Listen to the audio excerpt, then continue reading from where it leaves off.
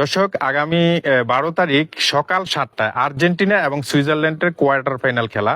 সেই খেলায় কি হতে পারে, আমি চলে আসছি সেই খেলার সম্ভাব্য একটা ফলাফল জানার জন্য চাঁদপুরের ভাইরাল দেলোয়ার কাকার কাছ থেকে জানবো সুইজারল্যান্ড এবং আর্জেন্টিনার কোয়ার্টার ফাইনাল খেলায় কে জয়ী হবে এবং কত গোল হতে পারে।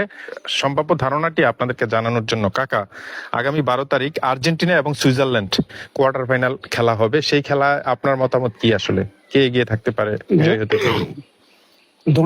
দুটা টিম স্ট্রং। আচ্ছা সুইজারল্যান্ড হারাই আইছে, আর্জেন্টিনা হারাই আইছে। আচ্ছা আচ্ছা এই দুজনের ভিতরে মনে করেন যে 12 তারিখে খেলার ভিতরে কন্টেস্ট হয়ে যাবে। কন্টেস্ট হইলেও বলতে পারেন যদি সুইজারল্যান্ড 0 থাকে আর্জেন্টিনা একটা দিব।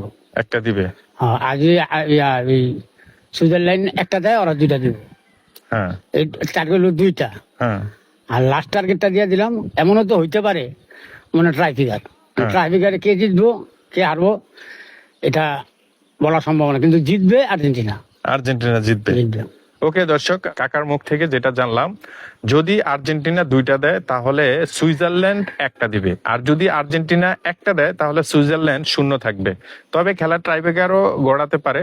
তো সেই খেলায় যাই হোক না কেন, doesn't matter, but end of the day Argentina win হবে। এটা হচ্ছে যে কাকার প্রেডিকশন। ওকে, তো আসলে 12 তারিখের পরেই জানা যাবে, যেহেতু সকাল 7টায় খেলা হবে।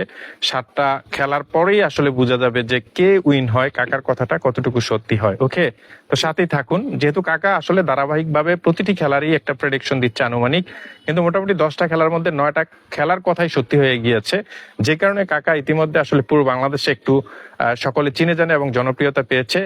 আর্জেন্টিনা এবং সুইজারল্যান্ডের খেলাটার কথা যদি সত্যি হয়, হোপফুলি ফাইনালের ধারণাটা আরো পরিষ্কার হয়ে যাবে। পরিষ্কার হয়ে যাবে।